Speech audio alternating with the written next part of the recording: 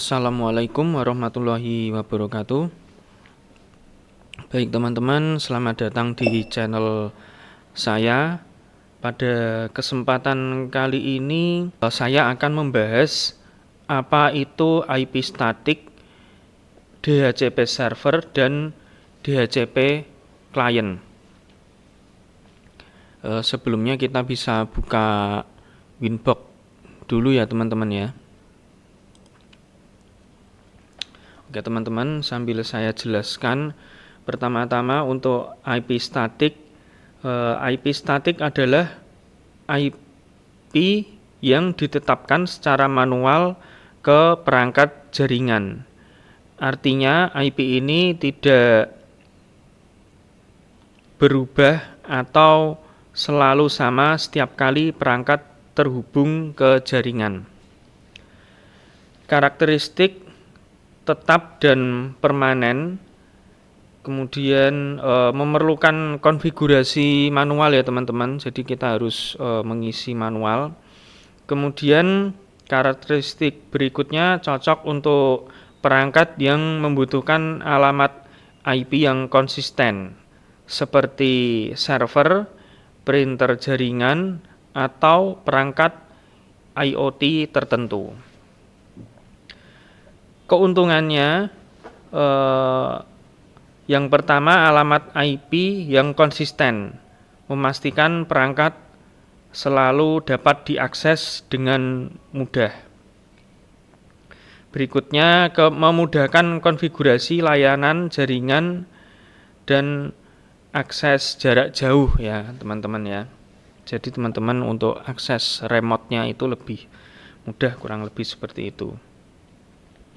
Kemudian untuk kesulitan yang akan dihadapi jika menggunakan IP static, salah satunya konfigurasi manual yang rumit, terutama dalam jaringan yang skala besar ya teman-teman ya. Untuk jaringan yang skala besar, jika kita lakukan konfigurasi IP static itu nanti berpotensi konflik alamat IP-nya jika tidak dikelola dengan baik. Jika konflik alamat IP-nya, konflik di sini yang dimaksud adalah IP antara perangkat satu dengan perangkat yang lain itu ada yang sama teman-teman. Ya, itu nanti bisa mengganggu koneksi internet.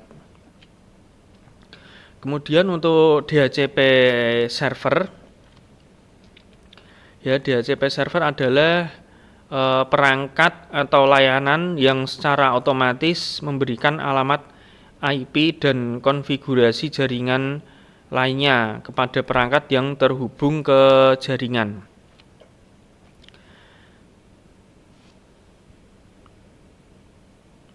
Jadi untuk DHCP server ini secara otomatis akan memberikan alamat IP yang dinamis. Jadi maksudnya begini teman-teman, secara dinamis ini maksudnya alamat IP yang diberikan ke klien secara DHCP itu nanti akan selalu berganti selama 10 menit sekali ya teman-teman. Defaultnya itu 10 menit sekali, tapi di Mikrotik ini nanti kita bisa setting ya teman-teman.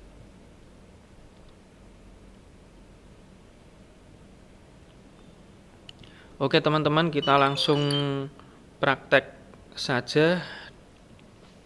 Baik teman-teman, langsung kita praktekkan saja bagaimana setting IP static, kemudian DHCP server dan DHCP client. Jika teman-teman sudah mengikuti video tutorial ini dari awal, seperti yang teman-teman lihat di sini ya teman-teman, IP addresses ya. Ini kita akan mengisikan alamat IP ini dari kita mengisikan alamat IP ini kan IP di Ether 1 WAN ya. Ini kan secara manual ya teman-teman. Ya, ini disebut IP static karena kita setting secara manual ya teman-teman. Jadi diibaratkan jika IP modem tersebut menerapkan IP statik, jadi konfigurasi ini yang kita lakukan. Untuk IP statik ini kita harus tahu ya, default gateway dari IP ISP itu berapa.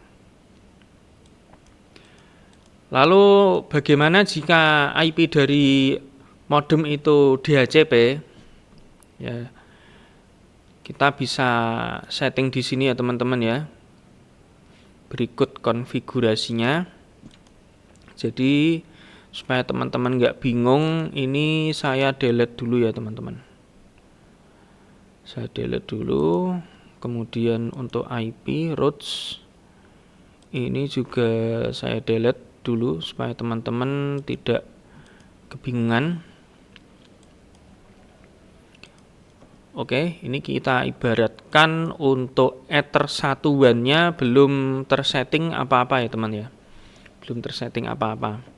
Oke, teman-teman bisa masuk ke IP, kemudian DHCP client ya. Jadi router mikrotik kita ini di port satunya, di port ether satunya itu kita setting sebagai DHCP client. Jadi IP-nya akan tersetting otomatis ya. Jadi si router mikrotik ini dia merequest ke IP modem ISP untuk mendapatkan IP secara otomatis. Teman-teman tinggal klik tambah, kemudian ether 1 WAN, kemudian bisa apply, oke. Di sini statusnya searching. Ya, sekarang sudah bound yang berarti sudah mendapatkan, teman-teman di sini bisa lihat ya, secara otomatis dia akan mendapatkan IP. Kemudian di sini ada statusnya yang berarti dinamik. Jadi nanti selang 10 menit ya, kurang lebih ya teman-teman, tergantung dari settingan modemnya, modem ISP teman-teman kalian seperti apa. Karena kan untuk settingan modem kan yang tahu kan hanya teknisi ya teman-teman ya. Ya, ini berarti sudah berhasil terhubung. Kemudian untuk IP routes-nya bagaimana? IP routes tentu kita tidak usah setting karena akan secara otomatis tersetting sendiri ya teman-teman. Oke, di sini teman-teman bisa tes ping Google apakah sudah terhubung ke internet. Oke, sudah terhubung ya teman-teman. Konfigurasi yang kita lakukan sudah betul. Selanjutnya bagaimana jika router mikrotik ini kita jadikan sebagai DHCP server. Berikut konfigurasinya, teman-teman bisa masuk ke IP, kemudian DHCP server. Ini sebelumnya sudah saya buat DHCP server ya teman-teman. Ini saya hapus dulu.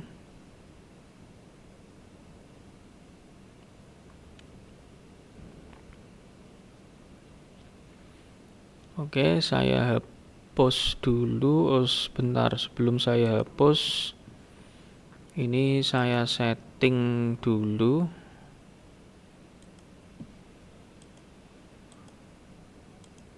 Di sini.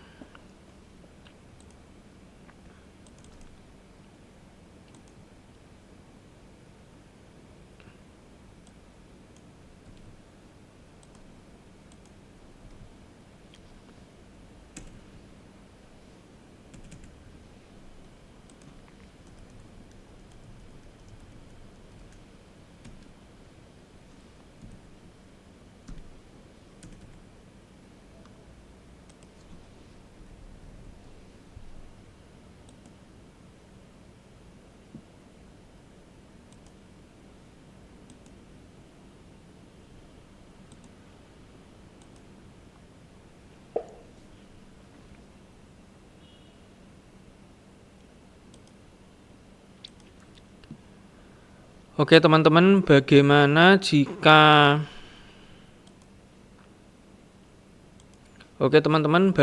jika pada router mikrotik kita fungsikan sebagai DHCP server?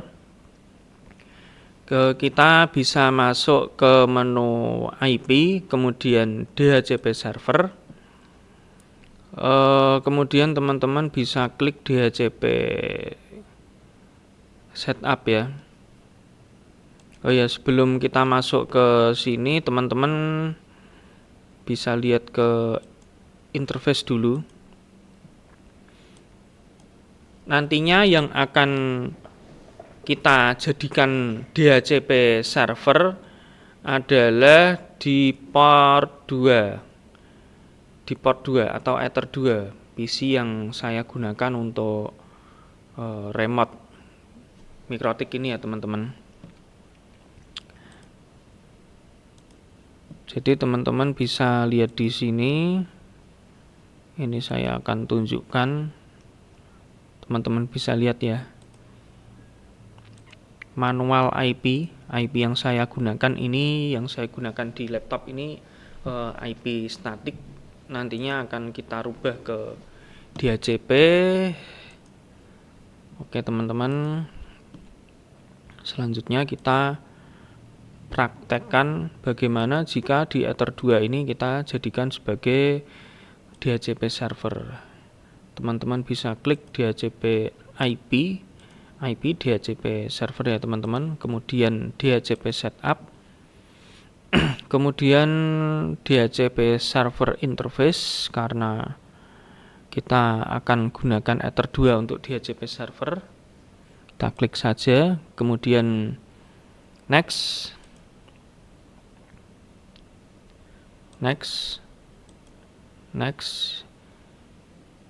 Ini addresses to give out adalah IP yang akan diberikan kepada klien ya teman-teman. Range IP yang akan diberikan kepada klien. Teman-teman di sini sebenarnya bisa setting ya. Mau berapa klien, mau 10 klien, 20 klien, 30 klien, teman-teman bisa setting di sini. Tapi untuk kali ini saya next saja, DNS server next, kemudian lease time ini adalah kontrak IP DHCP yang diterima oleh klien kita. Di sini defaultnya 10 menit, kita biarkan saja. Next, oke, DHCP setup complete, sukses. Selanjutnya kita bisa setting di komputer atau laptop. Kita rubah IP-nya menjadi DHCP. Save.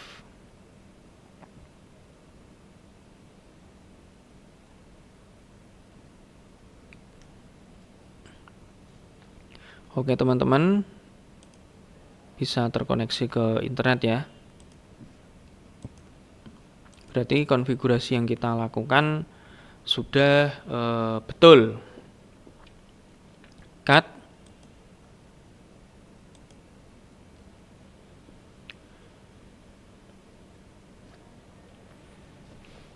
Oke teman-teman, cukup untuk video kali ini. Terima kasih sudah menonton. Assalamualaikum warahmatullahi wabarakatuh.